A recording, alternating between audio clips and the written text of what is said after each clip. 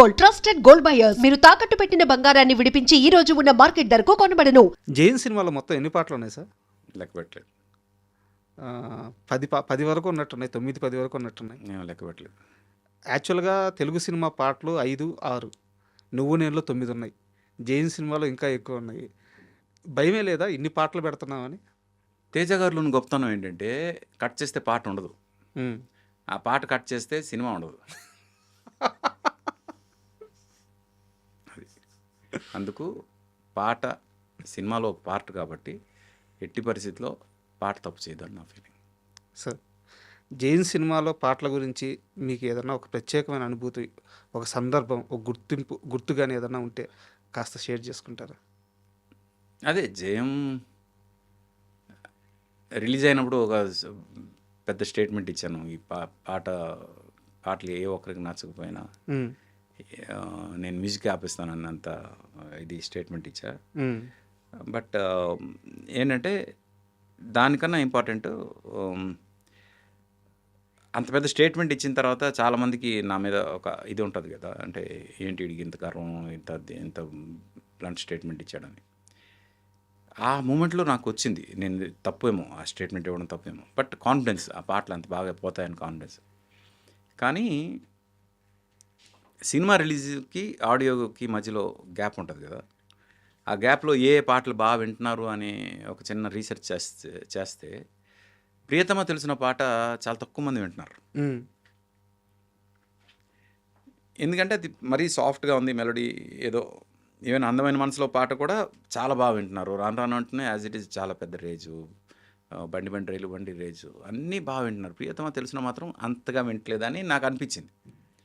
కానీ cinema release అయిన తర్వాత రాను తర్వాత ఎక్కువ విన్నది ఈ పాటే. ఎందుకంటే తేజ గారు ఆ సాంగ్ సిచ్యువేషన్ చెప్తున్నప్పుడు అది ఎలా పిక్చరైజ్ చేస్తారో అవన్నీ చెప్పినప్పుడు ఆ సాంగ్ ఎంత పెద్ద హిట్ అయిపోద్ది అని నాకు ఒక కాన్ఫిడెన్స్ ఉండేది. ఎప్పుడైతే ఆడియో రిలీజ్ అయిందో జనంకి అంత వెళ్ళట్లేదు, ఏంటబ్బా ఏమైంది అనే ఫీలింగ్లో ఉన్నాను. విజువల్ చూసిన తర్వాత జనం ఆ పాటకి బాగా కనెక్ట్ అయ్యారు. కరెక్ట్. అంటే కొన్నిసార్లు visual makes lot of difference అనడానికి ప్రియతమ తెలిసిన ఒక ఎగ్జాంపుల్ అవుతుంది నా ఫీలింగ్. అది సార్, ఈ రైలు బండి మీద కోపం ఎవరిది? తేజ గారిదా, మీదే, కులశేఖర్ గారిదా? మామూలుగా అప్పుడు గమనిస్తే అప్పుడు సిచ్యువేషన్ అలాగే ఉండేది. జోకులు కాదు కానీ నిజంగా ఉండేది. అమ్మయ్య ఈరోజు ట్రైన్ టైంకి వచ్చింది అంటే ఇది నిన్నటిదండి అన్న సందర్భాలు ఉన్నాయి. సార్, తర్వాత మినిస్ట్రీలో కొన్ని చేంజెస్ వచ్చి ఈరోజు it's really doing good railways. కానీ ఒకప్పుడు రైల్వేస్ వాజ్ వెరీ లెథార్జిక్. అంత లెథార్జిక్గా ఉన్న రైల్వే డిపార్ట్మెంట్ గురించి సరదాగా చెప్దాం అనే ఉద్దేశంతో చేసిన పాట అది. మీతో ఇంటర్వ్యూ స్టార్ట్ అయినప్పటి నుంచి యాక్చువల్గా ఒక ఫ్లోలో రావాలని మాట్లాడుతున్నాను, కానీ మనసంతా నవ్వే గురించి అడుగు వెళ్ళిపోతూ ఉంది. మొన్న డైరెక్టర్ గారు వచ్చారు, వీణాచార్య గారు వచ్చారు. అసలు ఆయన ఎంత ఆనందంగా చెప్తున్నారంటే, మనసంతా నువ్వే పాటలు అంటే చాలు మీ గురించి ఎంత గొప్పగా చెప్తున్నారంటే, ఆర్పి చెప్పంగానే ఇచ్చేస్తాడు. అంత గొప్పగా మాట్లాడుతున్నారు మీ గురించి ఆయన. స్టిల్ ఇప్పుడు 20 ఏళ్ళు అవుతుంది, 20 ఏళ్ళ తర్వాత కూడా 20 ఏళ్ళు పైన అయిపోయింది. అంత గొప్పగా చెప్తున్నారు. మనసంతా నువ్వే మొత్తం చాలా ప్రత్యేకం అనుకుంటాను మీ కెరీర్లో. అంటే తేజ గారికి మాత్రమే ఆర్పి హిట్లు ఇస్తాడు అనుకునే ఇది బ్రేక్ చేసింది. జనంలో ఉన్న ఒక అపోహ ఏదైతుందో అది బ్రేక్ చేసింది మనసంతా. సార్, ఆ తర్వాత సంతోషం, నువ్వు లేక నేను లేను, నీ స్నేహం, ఈ సినిమాలన్నీ నో డౌట్ మ్యూజికల్గా హిట్ అయినా అది బ్రేక్ చేసింది మనసంతా నువ్వే. అందుకు మనసంతా నువ్వే నాకు చాలా ఇంపార్టెంట్. ఎందుకంటే నో డౌట్ తేజ గారిది నాది కాంబినేషన్ అంటే చాలామందికి చాలా పిచ్చి, అది వేరే విషయం. బట్ ఆర్పి ఇండివిజువల్గా ఏమైనా చేయగలడా అసలు తేజ లేకుండా అనడానికి ప్రూవ్ చేసిన సినిమా మనసంతా నువ్వే. అందుకు అది అంటే నాకు చాలా ఇష్టం. సార్, మనసంతా నువ్వే టైటిల్ పడేటప్పుడు ఒక 2 లైన్లతో చిన్న ట్యూన్ లాగా వస్తుంది, ఒక్కసారి అది హమ్ చేస్తారా? ఇది కథ మొత్తం చెప్పిన తర్వాత ఇది సినిమాని డీకోడ్ చేస్తూ వచ్చే మ్యూజిక్ అని చెప్పి ఈ ట్యూన్ చెప్పాను నేను. సార్, దానికి 2 లైన్లో సీతారామ శాస్త్రి గారు అద్భుతంగా రాశారు. వాసు గారు, మీరు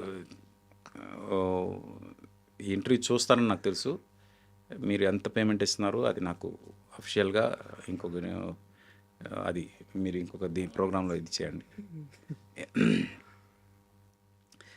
అంటే ఆడియన్స్‌కి వాసు గారు ఎవరంటే వాసుదేవ్ రెడ్డి గారు ఈ ఐడ్రీమ్స్‌కి ఓనర్ అన్నమాట. నీ స్నేహం ఇక రాను అని కరిగే కలగా అయినా ఈ దూరం నూరాకు అని నన్ను వెలివేస్తూ ఉన్నా. మనసంతా నువ్వే, నా మనసంతా నువ్వే, మనసంతా నువ్వే, నా మనసంతా నువ్వే. సినిమా అయిపోయిన ఆ క్లైమాక్స్‌లో సార్ ఈ పాట వస్తది. మొన్న రిలీజ్ అయింది. సినిమా రిలీజ్ అయిన తర్వాత సినిమా అంతా అయిపోయింది. సునీల్ అమ్మాయి దగ్గరికెళ్ళి కళ్ళు తెరిచాడు. నిజంగానే కళ్ళు తెరిచాడు. నేనెళ్ళి డాక్టర్‌ని పిలుచుకొస్తా అన్నప్పుడు అమ్మాయి హీరోయిన్ పరిగెత్తుకుంటూ వెళ్ళినప్పుడు ఆ చెయ్యి ఇస్తే అప్పుడు ఆ పాట పడద్ది. ప్రతి ఒక్కరు ఉదయ్ కిరణ్ అలా మళ్ళీ ఆ పాట వింటుంటే ఉదయ్ కిరణ్ మళ్ళీ అలా లేచి బతికొస్తే బాగుండు. ఆ పాటలో ఉండే ఆ గాఢత ప్రతి ఒక్కరికి ఆ ఫీల్ ఆ సినిమాని బతికిచ్చింది ఆ క్లైమాక్సే. మళ్ళీ ఉదయ్ కిరణ్ బతికొస్తే బాగుండు అని చెప్పి పోయి థియేటర్‌లో అనుకోనోళ్ళు లేరు. ఇప్పుడు మీరు పాడిన ఆ 2 లైన్లు. అవును. మొన్న రిలీజ్ అప్పుడు కూడా ఆ ఫీలింగ్ చూశాను నేను. సార్ అతను ఆ చనిపోతున్న సీక్వెన్స్ వచ్చినప్పుడు నిజంగా చనిపోతాడు అన్నంత భయం, మళ్ళీ ఆ వాచ్ సౌండ్ విన్నాక లేచాడు అనగానే అమ్మయ్య లేచాడు ఉదయ్ అనే ఆనందం, ఆ తర్వాత వాళ్ళిద్దరు కలవగానే ఇలాగే మళ్ళీ తను బయటకు వచ్చి చనిపోయిన తను మళ్ళీ బయటకు వస్తే బాగుండు అనే ఫీలింగ్ అన్నీ చూశాను నేను ఆడియన్స్లో. సార్ ఉదయ్ కిరణ్‌తో మీ అసోసియేషన్ ఏంటి సార్? అంటే ఎలా ఉండేవారు? ఎలా అంటే తన ఫస్ట్ ఆడిషన్ చేసిన ముగ్గురులో నేను ఒకడిని. హ్మ్. అంటే తేజ గారిని కలిసి ఈ అబ్బాయిని చేయండి బాగున్నాడు అని తేజ గారు మా దగ్గర పంపిస్తే నేను, రమణ గారు, హ్మ్. తర్వాత రామానంద్ అని ఓకే. తను కాస్టింగ్ ఇన్ఛార్జ్ మా అందరికి. ముగ్గురం కలిసి, రమణ అంటే పేరు లేని సినిమా రమణ గారు, హ్మ్. మేము ముగ్గురం కలిసి తనకు ఆడిషన్ చేసాం అనమాట. అప్పటి నుంచి పరిచయం. అందుకు తను ఫ్రాంక్గా ఎప్పుడు కూడా నా పాటలు ఎలా వస్తున్నాయి, మ్యూజిక్ ఏం జరుగుతుంది, ఎప్పుడు నేను చేసిన ఇన్ని సినిమాలు ఎప్పుడు కూడా అడగలేదు, ఎప్పుడు కూడా ఇన్వాల్వ్ అవ్వలేదు తను. సార్ అది ఆ చనిపోయినప్పుడు కోపం వచ్చిందా? బాధేసిందా? ఏమనిపించింది? కోపం అయితే వచ్చింది, హ్మ్. డెఫినెట్ కోపం వచ్చింది. అంటే తన గ్రాఫ్ బాగా పడిపోయింది అనే టైంలో తను తట్టుకోలేక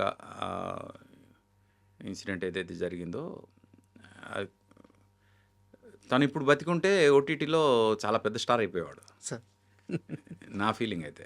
కరెక్ట్. ఇంకోటి తనంటే ఇష్టపడే వాళ్ళు కూడా చాలామంది ఉన్నారు, ఎక్కువ మంది ఉన్నారు. సార్ అందుకు ఫెయిల్యూర్స్ వస్తాయి లైఫ్లో, కానీ ఒక బంతి కింద పడినప్పుడు ఎంత గట్టిగా పడుతుందో అంతే గట్టిగా పైకి కూడా లేస్తుంది. ఆ లేచేంత వరకు మనం అవకాశం ఇవ్వాలి, టైం ఇవ్వాలి. ఆ టైం ఇవ్వకపోతే ఆ కింద పడింది కిందే ఉండిపోద్ది. అది ఉదయ్ కిరణ్ చేసిన తప్పు అని నా ఫీలింగ్. అందుకు కోపం వచ్చింది అతని మీద. బట్ నాకు ఒక doubt sir. Uday Kiran travel అయిందంతా కూడా మామూలు మనుషులతో కాదు. రోడ్డు మీద పనుక్కునే రోజు నుంచి కోట్ల రూపాయల రెమ్యునరేషన్ తీసుకునే స్థాయికి ఎదిగిన తేజ గారు అవకాశాలు అందిపుచ్చుకోవడానికి ఎన్ని ప్రయత్నాలు చేశారు. ఒక ఆర్‌పి పట్నాయక్ గారు, ఒక వీఎన్ ఆదిత్య గారు. అంటే మనిషి ఎలా బతకాలి, ఎంత స్ట్రాంగ్‌గా ఉండాలి అన్నీ తెలిసిన మనుషులు మీరంతా. మీలాంటి వాళ్ళతో కలిసి తిరిగాడు, కలిసి ఎదిగాడు, కలిసి స్టార్ అయ్యాడు. ఏం నేర్చుకోలేదా? అంటే ఇలా ఉండాలి అని చెప్పే ఇది ఎక్కువ చనువు తేజ గారే తీసుకున్నారేమో. హ్మ్. కానీ వినాలని రూల్ ఏముంది? సార్ వినాలని రూల్ ఏం లేదు కదా. తన లైఫ్ తంది. అందుకు దాని గురించి నేను ఎక్కువగా మాట్లాడలేను. ఎందుకంటే తను ఏం స్ట్రగుల్ అయ్యాడు, ఎందుకు అంత స్థితికి వచ్చాడు అనేది తనకు మాత్రమే తెలుసు. అందుకు తన మనసులో దూరి మనం చెప్పాలంటే తను బతికి రావాలి. Sir And for more videos, Please subscribe to iDream. Please subscribe to iDream. Please subscribe iDream. And please subscribe to iDream. For more videos, subscribe to iDream. please like, share, and subscribe to the channel. Congratulations, iDream. Subscribe to iDream. Subscribe to iDream. So, subscribe to iDream Media. iDream की iDream team अंदर की huge congratulations. Please subscribe iDream Media. Please subscribe to iDream. Subscribe iDream. Please subscribe to iDream.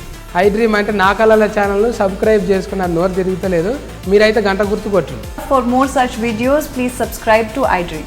Subscribe to iDream. Please subscribe to iDream. Please subscribe iDream Media. Please do subscribe to iDream. Please subscribe to iDream Media. For best entertainment and information, please subscribe iDream. And don't forget to subscribe to iDream.